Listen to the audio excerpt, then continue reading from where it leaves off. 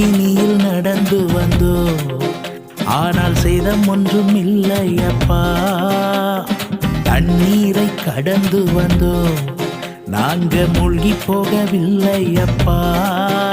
உங்க கிருபை எங்களை விட்டு இமை பொழுதும் விலகலப்பா.